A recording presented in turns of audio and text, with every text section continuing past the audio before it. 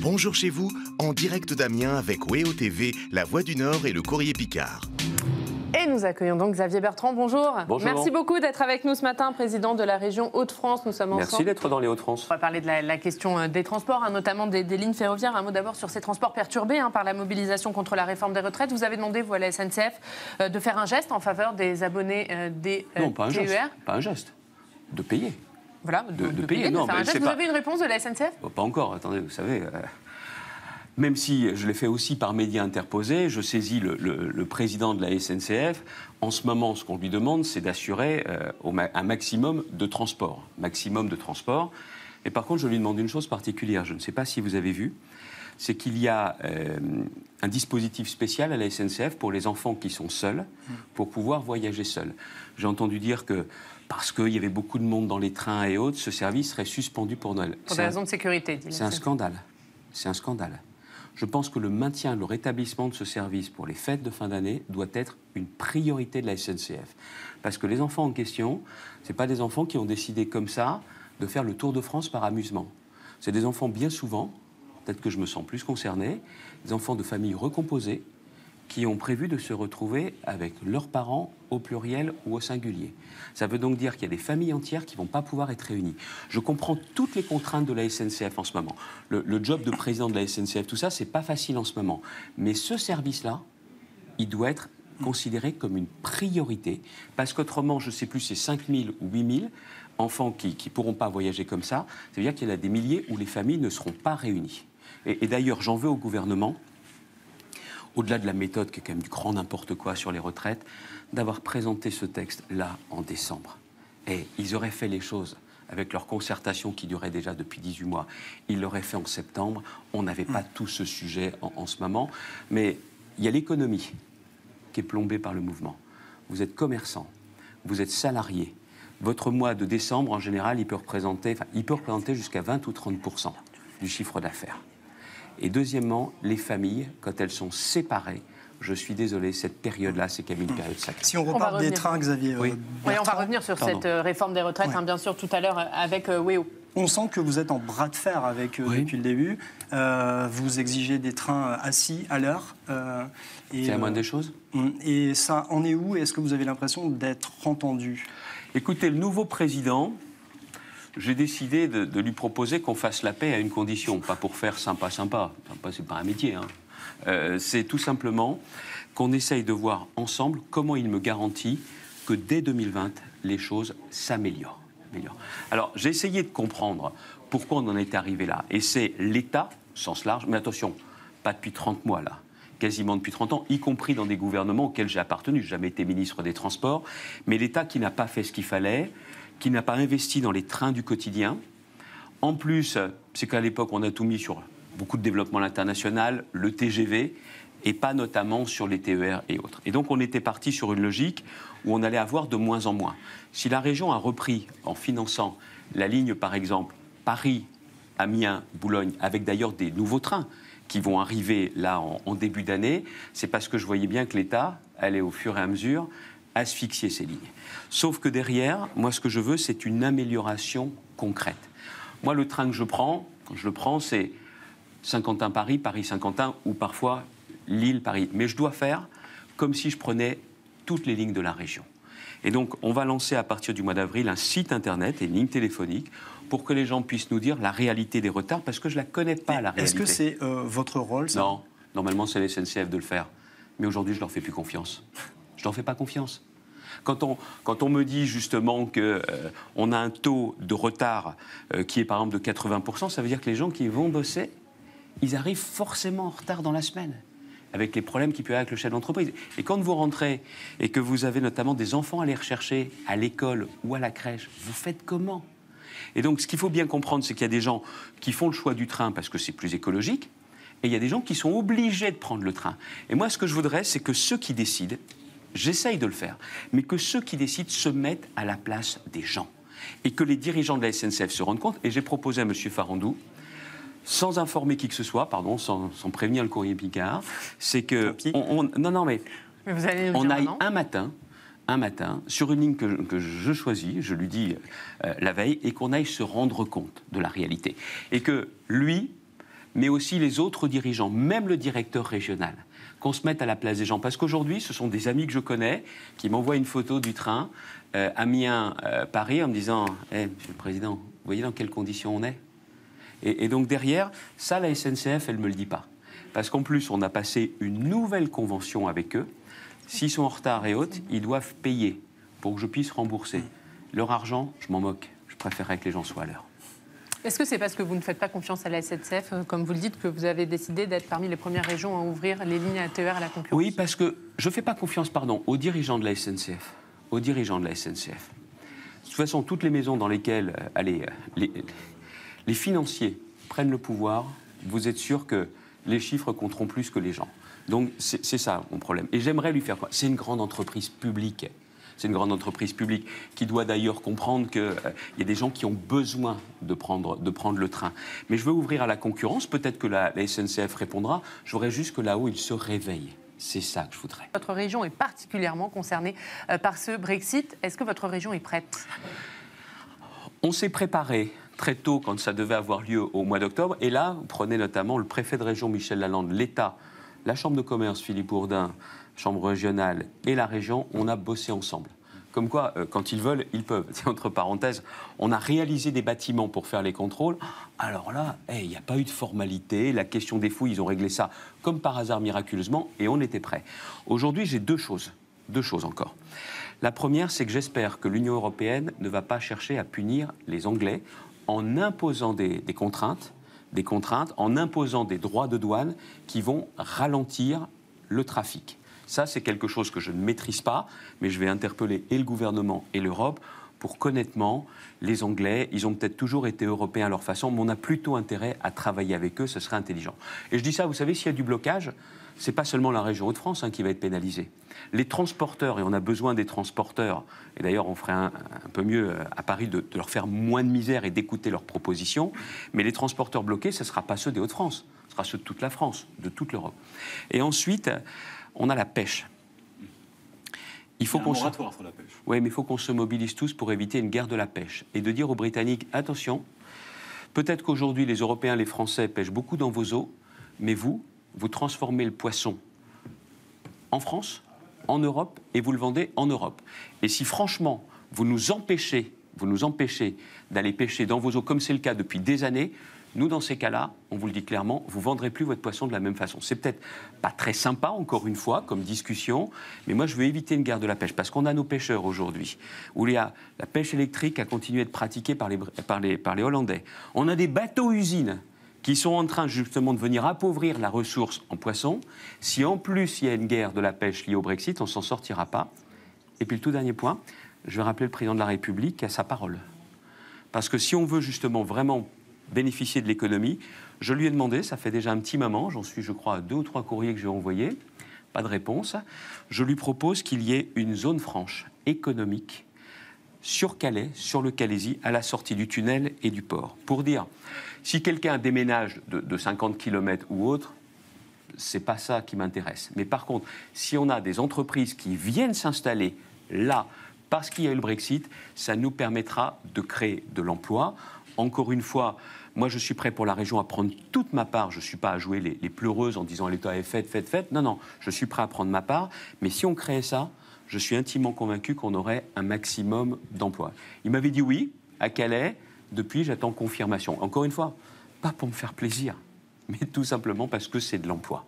Vous défendez Beckham ou l'industrie, on le sait, mais Ascoval dans le Valenciennois est toujours dans une situation fragile. Aujourd'hui, les ouvriers travaillent 1 semaine sur 2, je crois. C'est mieux qu'avant ? C'est mieux qu'avant, certes. L'usine Tim de Dunkerque vient d'être liquidée avec 304 emplois à la clé. Et les statistiques montrent que le secteur perd plus d'emplois qu'ils n'ont créé pour l'instant, en tout cas, en termes d'industrie. Ouais. Est-ce que vous pensez que c'est toujours l'avenir, l'industrie de la région ? Oui. J'en suis intimement convaincu. Alors, il y a des bonnes et il y a des mauvaises nouvelles.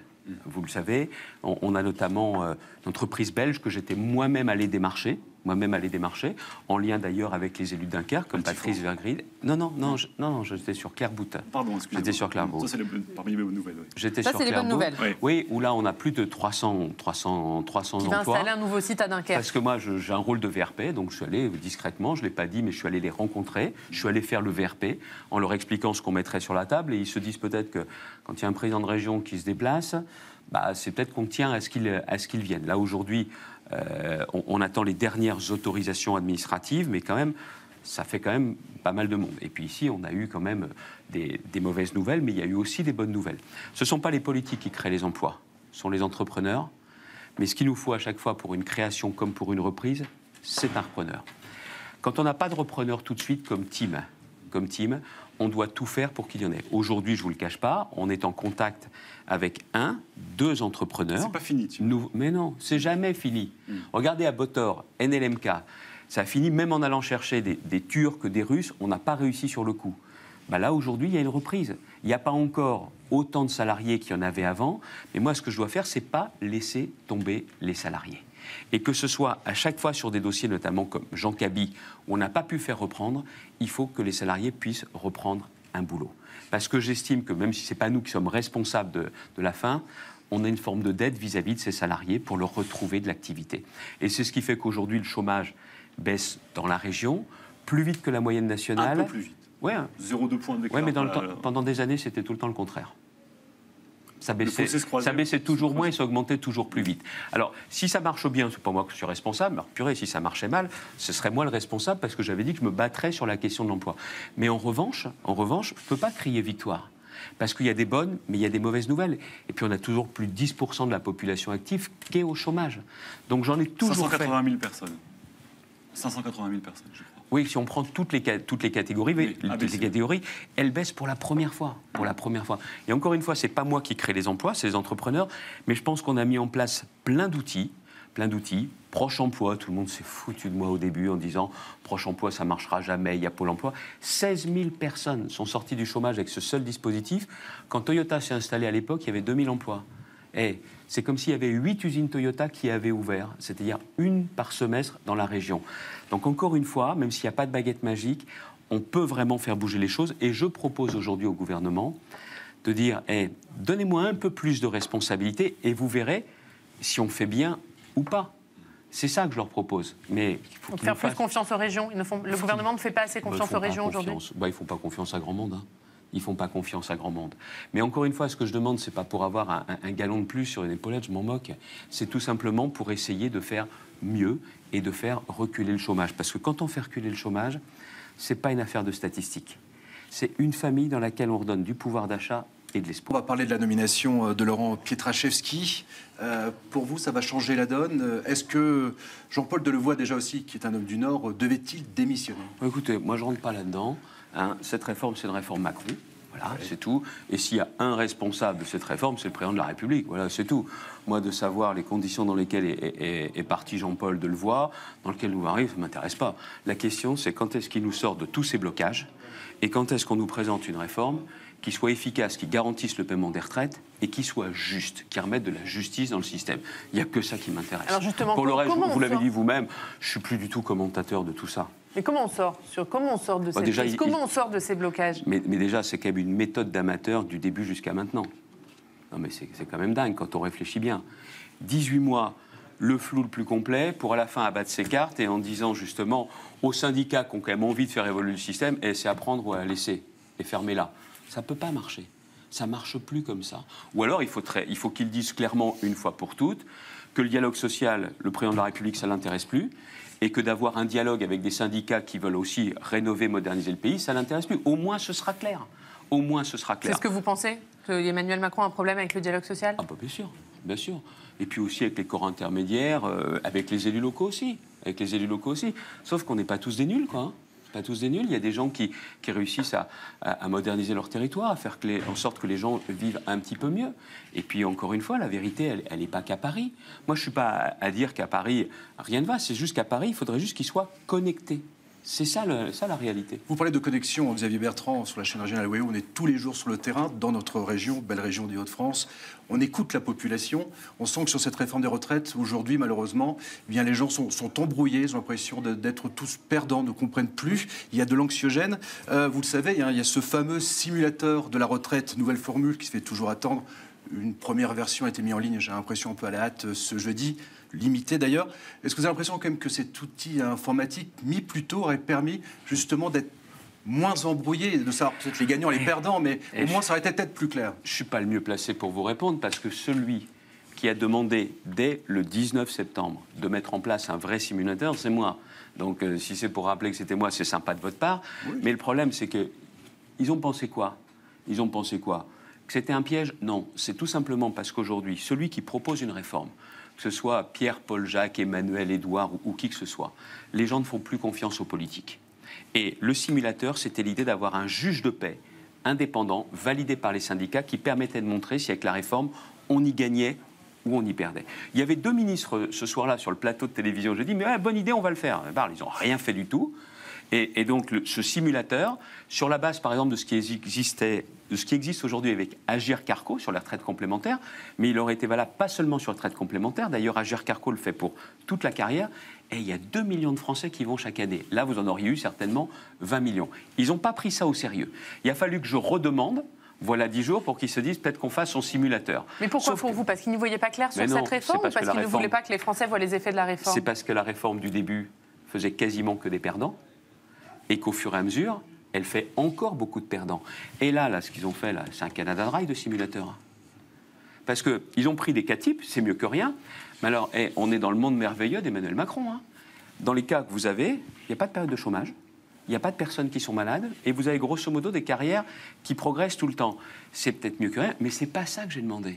J'ai demandé pour vous, pour moi, qu'on puisse aller sur un simulateur, validé par les partenaires sociaux, pas par un partenaire, par les partenaires, et on pourra voir clairement, sur notre carrière telle qu'elle se présente aujourd'hui, comment ça va se passer demain, qu'ils jouent carte sur table, qu'ils jouent la vérité. Ce qui est vrai, c'est que les gens aujourd'hui, ils ont compris instinctivement que, de toute façon, il n'y avait pas 36 possibilités. La retraite, c'est soit vous touchez moins en retraite, soit vous bossez un peu plus longtemps. Ça ne fait pas plaisir à tout le monde de travailler plus longtemps, parce que tout le monde ne peut pas travailler plus longtemps.